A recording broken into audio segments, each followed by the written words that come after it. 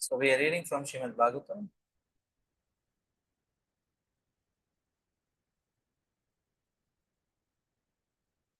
This is Canto 9, Chapter 18. King Yayati regains his youth.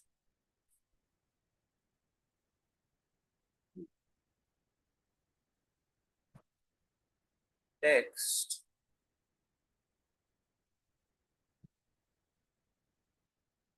(44)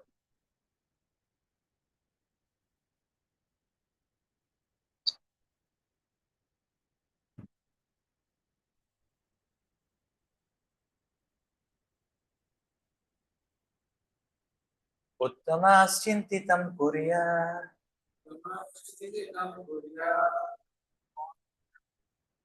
Proktakari tu madhyamaha Adamo shraddhaya kuryat Akarto charitam pitu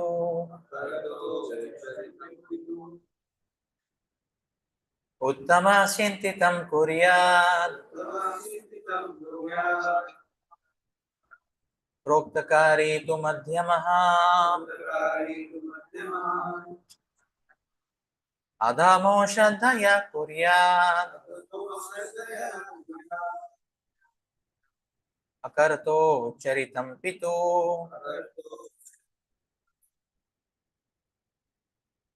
Uttamascintitam kuryat Proktakari tu madhyama Adamo shraddhaya kuryat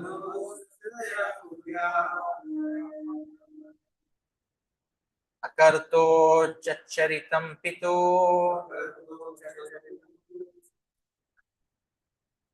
Translation and purport by Srila Prabhupada.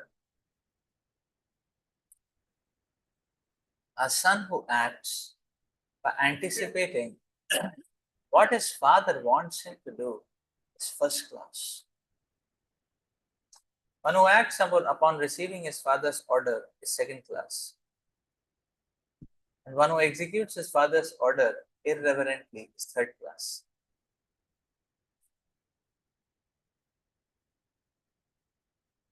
But a son who refuses his father's order is like his father's stool.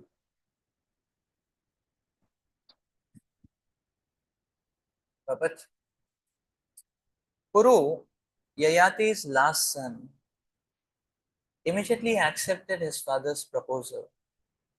For although he was the youngest, he was very qualified. Kuru thought, I should have accepted my father's proposal before he asked, but I did not. Therefore, I am not a first class son. I am second class. But I do not wish to be the lowest type of son who is compared to his father's stool. One Indian poet has spoken of Putra and Mutra. Putra means son, Mutra means urine. Both the son and urine come from the same genitals. If the son is an obedient devotee of the Lord, he is called Putra or a real son. Otherwise, if he is not learned and is not a devotee, then a son is nothing better than urine.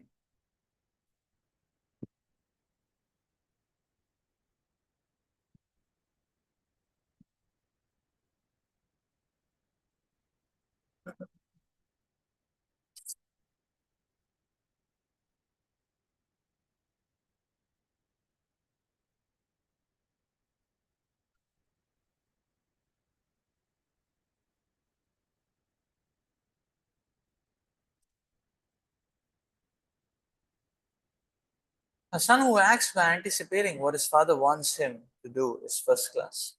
One who acts upon receiving his father's order is second class. And one who executes his father's order irreverently is third class. But a son who refuses his father's order is like his father's stool.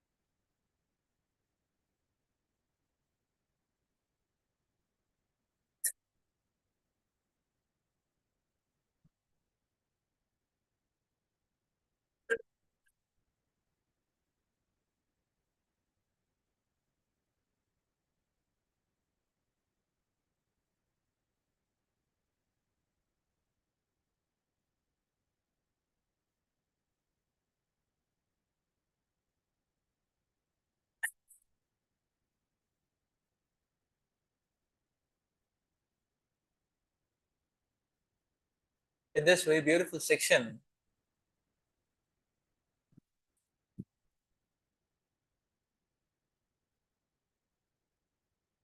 we are seeing Puru Maharaj's readiness to accept his father's instruction.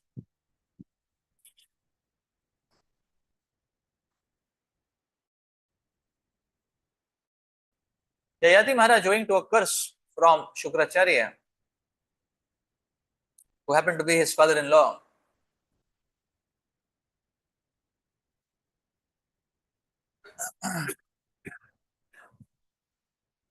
immediately got wreaked with the old age, debilitating old age.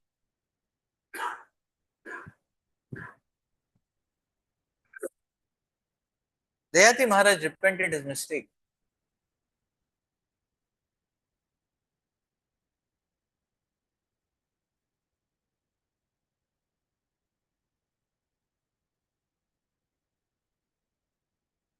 And his own wife, Devayani, she also felt, in due course, that the punishment was too severe. So they approached Shukracharya, who was father-in-law, Devayani's father.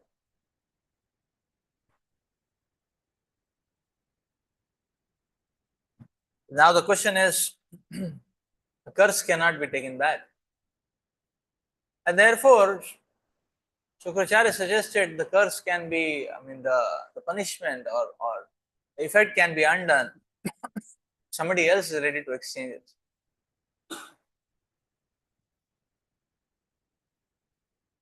So it is a very heavy thing in one sense to ask. So now Puru, Jayati Maharaj is asking his sons,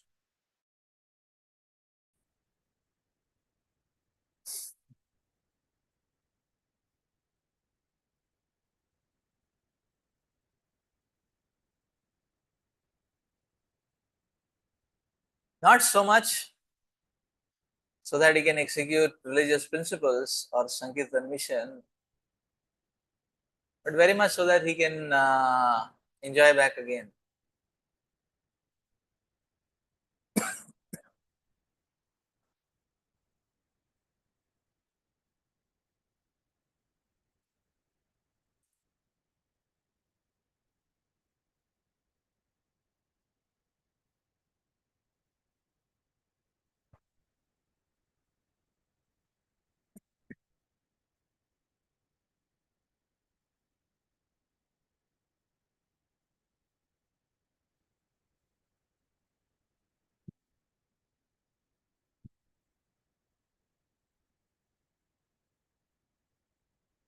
So already the elder son Yadu Maharaj had refused to exchange his old age for the youth, means exchange his youth for the old age. Yadu Maharaj was the eldest son of Yayati Maharaj.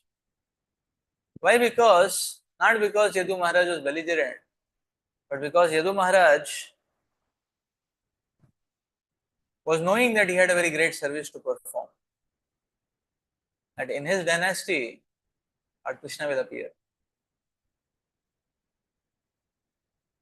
So if he would accept the exchange offer, then he won't be able to have any further dynasty, become an old man about to die.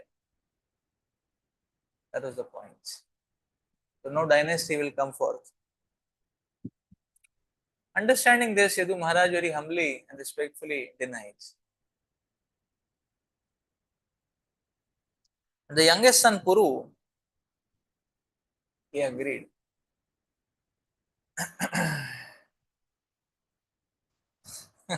So the so it's quite interesting because one thing is in the Vedic culture, we understand that the personalities in the Vedic culture are so upright that for the sake of dharma they are ready to do anything and sacrifice anything. But this section comes out to be, especially this junction of the episode comes out to be even more interesting because this is not a calling of dharma. This is a calling of sense gratification. Okay, respecting one's father is a dharma at a certain level, uh, is one level of dharma that is there. Uh, but ultimately, Yayati Maharaj was not wanting to do any special spiritual activity. It was just that he wanted to enjoy because he felt he did not sufficiently enjoy. Devyani also felt like that, and therefore the thought of reversing or transferring the curse came. But this is quite exciting. If Guru Maharaj was so much dharmaparayan, see, you can see the character of Puru Maharaj. He's a young boy. He's not even started living his life. A young boy, the youngest of all. And ready to exchange and become an old man. It's just so that father can take it up the young age.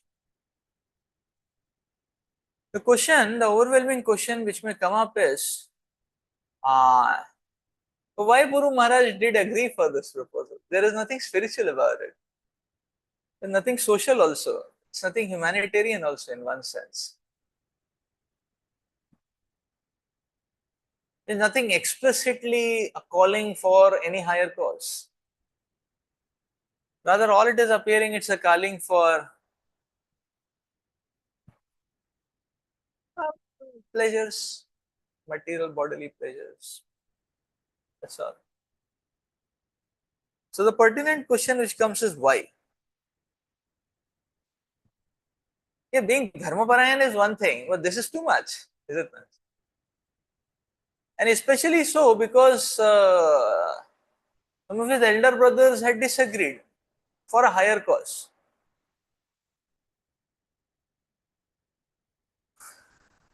So Puru Maharaj could have thought that okay, if for a higher cause, then why he should accept?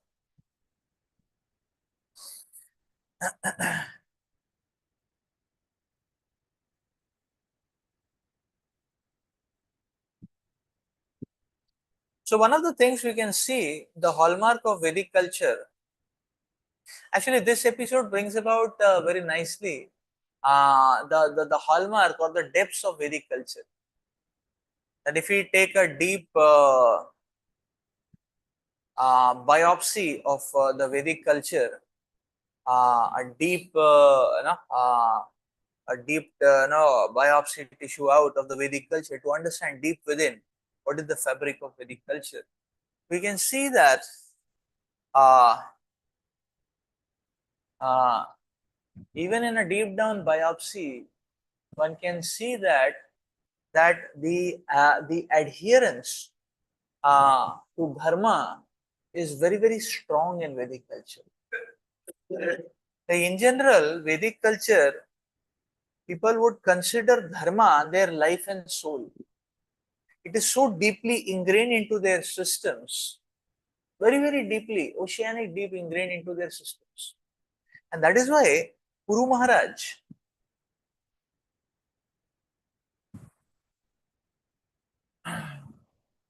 although, so Puru Maharaj holistically was a very upright king. Yayati Maharaj was holistically a very upright king. And actually, Bhagavatam is exposing or zooming on his very personal life, uh, wherein there is uh, zooming on his very personal life, and in one sense, his very family life. So, Devyani is his wife, and Sharmishtha, although she was a princess, well, because of that Shukracharya's fear of curse, as a punishment, she was made to become a maid servant of Devyani. And actually, in one sense, the lady who is married to a king and all her maids, they are all they were all like wives of the king. That is Vedic culture. Because any maid requires a child also, the king is supposed to fulfill that. The Vedic times. So in one sense, all of them are like wives. So that means Sharmishta is also a wife. Devyani is also a wife. And Sharmishta was not a maid, she was a princess. But she was punished to act like a maid. So now, the Yayati Maharaj is enjoying with his wives. That is the whole thing. He's attracted and he's enjoying some romantic episodes with his wives. And that is what Bhagavatam is zooming on. Actually, but what is being shown is the very family life of Yayati Maharaj. Holistically, he was a very upright king. And that is why the Bhagavatam, the Acharyas, are with great confidence zooming on his family life because he was a very upright person.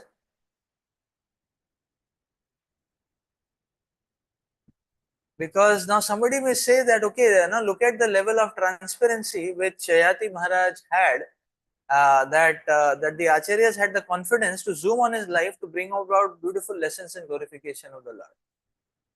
The very, very private and personal life is being zoomed at. Why? Because he was an upright person. And he was attracted to enjoying his wives. That is what is being explained here. And because of that, in one sense, he is making a mistake in asking for a youth. But it is not that Puru Maharaj will not be understanding what is happening. Puru Maharaj is able to see the whole scene. That how Yayati Maharaj is such an upright person. And Yayati Maharaj is a Dharma Parayan person. And okay, he's got a little bit intoxicated because of his family life and he's a little intoxicated with his family and romance and all that. But seeing Yayati Maharaj's holistic activities or his entire activities, Puru Maharaj had that confidence that Yayati Maharaj is a very Dharma Parayan. And therefore, if he gets the youth back, he can rule very nicely. He can uphold Dharma very nicely.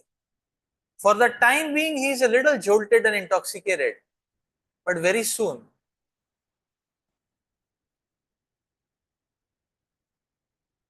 he'll come back on track.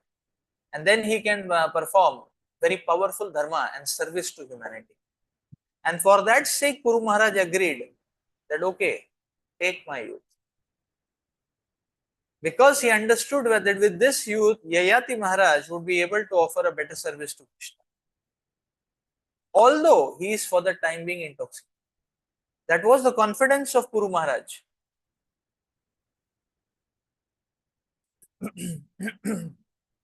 And this confidence comes true, which is testified by the further episodes which come the Yayati Maharaj pastime. Because Yayati Maharaj got back youth, he continued his romantic episodes only for some time, after which Yayati Maharaj is getting realizations and his devotional service or pure devotional service is exuding out like a dormant volcano coming out alive. And because Puru Maharaj knew this, he agreed for it.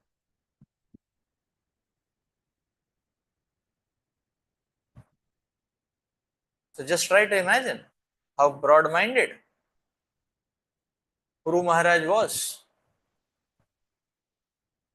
How broad-minded Puru Maharaj was. So this gives us a very nice lesson in dealings and relationship with devotees and how we need to be holistic and broad-minded.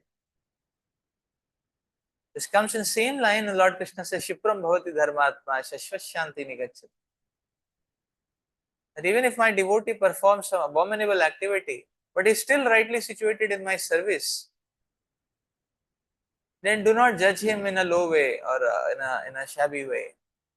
Because very soon he'll come back on track and get purified. Because he is engaged in my service. That is what the Lord says you have to see. So, Guru Maharaj is teaching us broad-mindedness. That how much we should broad-mindedness. And the second lesson we can learn here is, very beautifully is, see the Vedic culture in general was like that. And people had so much Krishna conscious substance that even if they are poisoned by Maya, that poison would not sustain for long. It would make them diseased for some time. But because of their backup, because of their momentum of devotional service and dharmaparayanta, they would come back right on track, almost immediately. And that is why this pastime shows us that Vedic culture, there is so much of footing on the dharma that Puru Maharaj is seeing that it's essential cause. Still, he is understanding that the person is has been an upholder of dharma, now asking for sensuality. Let me say okay, because that footing, that foundation will not go in waste. That momentum which Jayati Maharaj had for Krishna consciousness will not go in waste. And Puru Maharaj's sacrifice is proved, or his predictive algorithm is proved right, because Jayati Maharaj does come back with such a great spiritual fervor.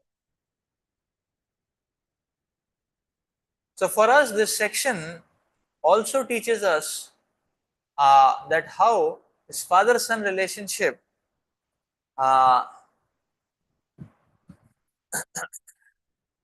this father-son relationship this father-son relationship is also is the same as a disciple and guru relationship. It teaches us how we have to be so much dedicated to our spiritual masters and the acharyas. So only when one becomes a second-class disciple very nicely, then slowly as one advances and decades of being a second-class disciple, slowly, the heart of the spiritual master may start getting revealed also. Divya Gyan Hridaya Prakashito. And therefore, one can become first-class disciple also. But first one has to practice being a second-class disciple.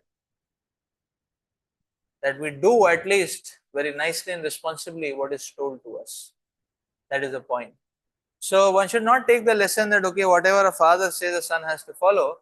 The father asks for sense gratification, the son has to follow. Or if the father asks to go to hell, the son has to follow. No. Yadu Maharaj already set the example that if one has a higher cause of religion, one can humbly and respectfully deny. Guru Maharaj is like an exception. Why? Because Jayati is not an ordinary father. Jayati Maharaj is a great devotee of the Lord. He has made it his name in the Bhagavatam. Bhagavatam is the manuscript of the greatest acharyas of all times and millenniums which have come. Jayati Maharaj is one of them. Because he has made it to Bhagavatam means the caliber of his devotional service has been extraordinary. Although there had been some episode. This episode is very similar to Priyavrat Maharaj. Priyavrat Maharaj, also being a pure devotee, got a little bit intoxicated by his wife, and he was asked to marry. He never wanted to marry, he was a sannyasi. But Brahmaji's order, he got a little intoxicated for some time. Although he did not lower down his ruling, although he did not lower down his dharma responsibilities, Jayati Maharaj was a little more strongly, obsessed. Priyavrat Maharaj, although he was attracted to his wife a lot, but he did not, even in that stage of romance, he never lowered down his duties. Jayati Maharaj was a little more obsessed, but still, the point is, Jayati Maharaj was not a normal father. So therefore, Puru Maharaj's behavior is an exception. Yadu Maharaj's behavior is what we can more look forward to. Because, yeah. So, because especially, but both their behaviors are for the cause of dharma. Puru Maharaj sacrificed his youth for the cause of dharma. Because he knew Jayati Maharaj will not misuse it.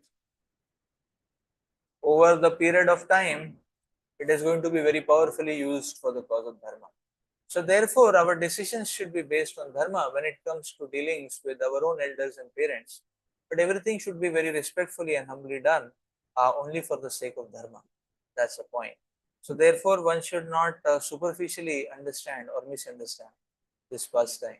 It's a very deep lesson we can learn here about dharma parayanta, and a very deep lesson we can learn here about broad-mindedness from Puru Maharaj. So definitely Puru Maharaj is a very exalted Acharya who's showing us how to be so much broad-minded, especially when we are in the assembly of devotees, Vaishnavas and Vaishnavas. Let's stop here for today. Do we have any questions? Yes, Prabhu.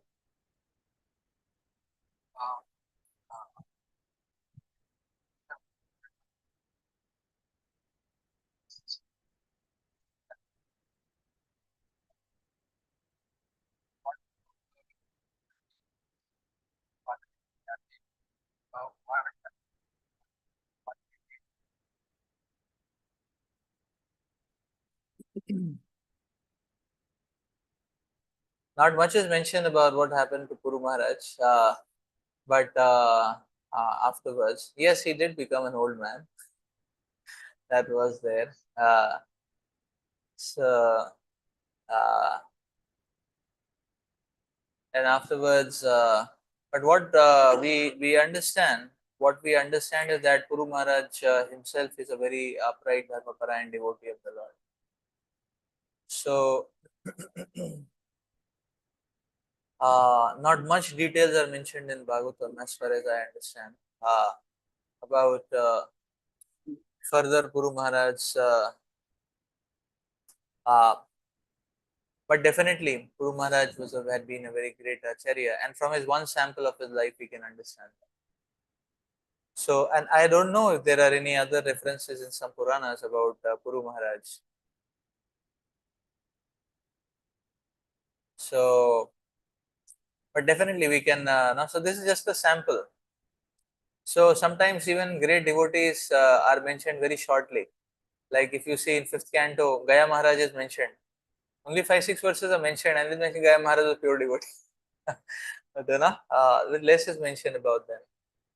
Similarly, Anga Maharaj, very less is mentioned about them. No? So, uh, so primarily, actually, Bhagavatam, generally zooms not only on pure devotees, but such episodes in pure devotees' lives which can teach us a lot of lessons. That also is another factor which we can see in Bhagavatam. So that's why only this episode of Guru Maharaj's life is very much highlighted. But after that, we don't hear much of Guru Maharaj. But Yayati Maharaj we will hear because the story is, the story has not reached the climax.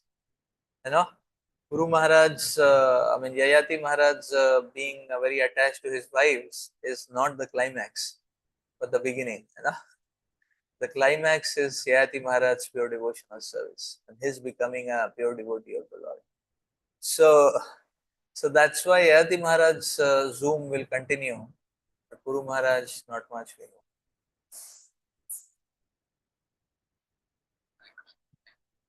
Hari Bol. Yes,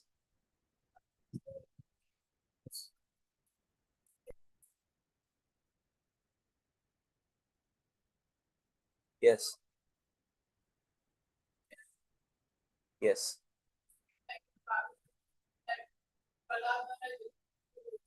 Yes. So that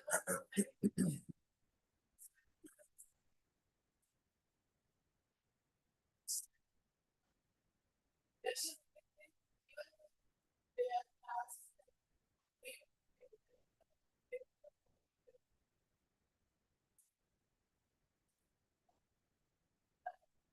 yes,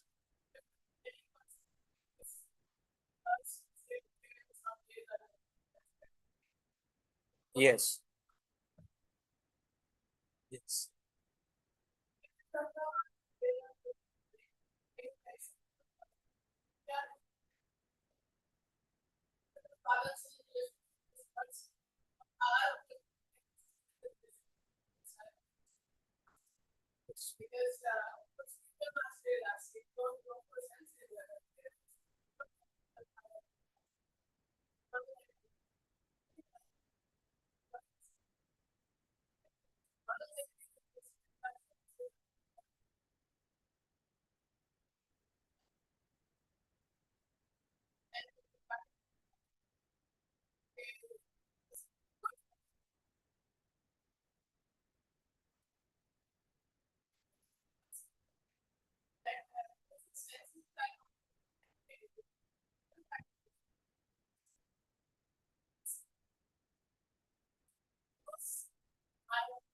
Yes.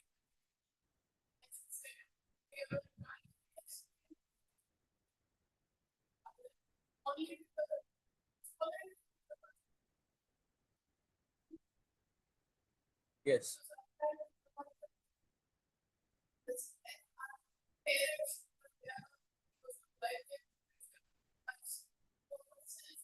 Yes.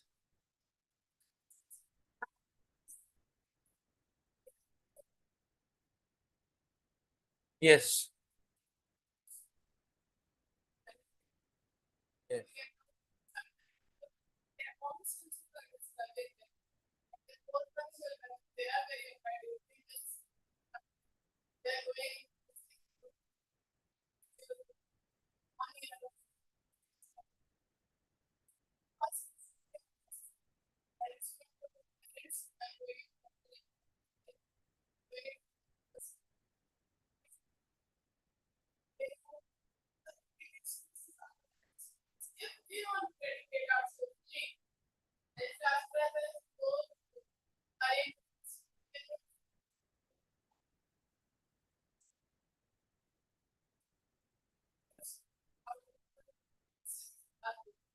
Yes. That's true.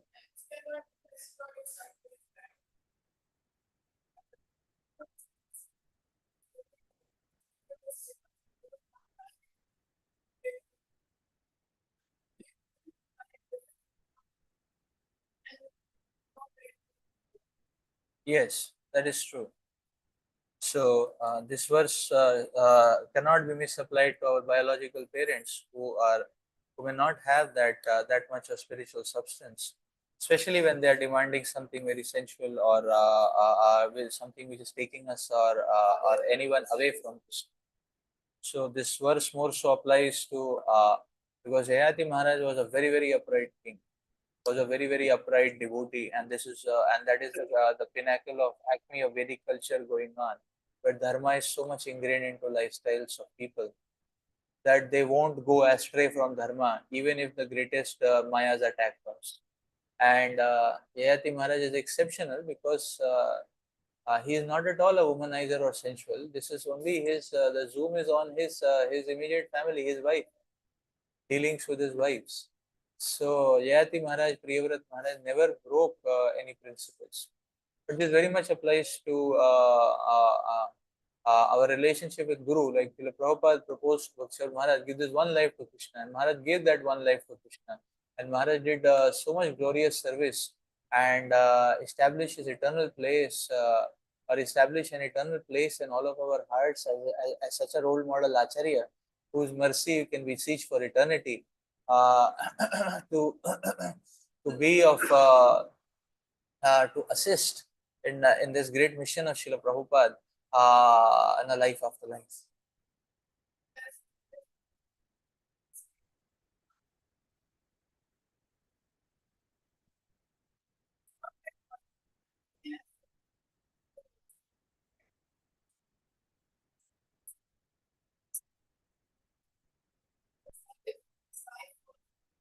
Yes.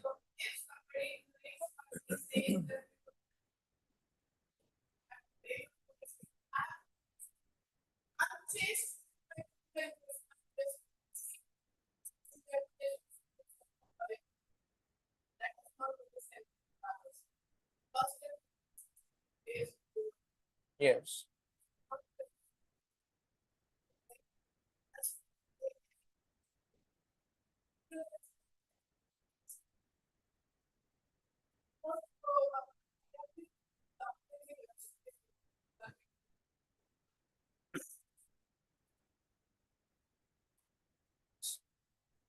ग्रंथराज Shrimad Bhagavatam की जय, श्रील प्रभुपाद की जय, हरि बोल।